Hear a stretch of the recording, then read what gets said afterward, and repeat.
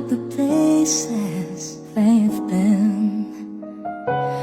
Two old sweethearts who fell apart somewhere long ago. How are they to Ngunit anumang kwento, kahit gaano kaganda, ay sadyang nagtatapos rin. More than reminiscing.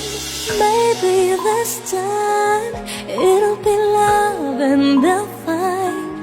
Maybe now they can be more than just friends.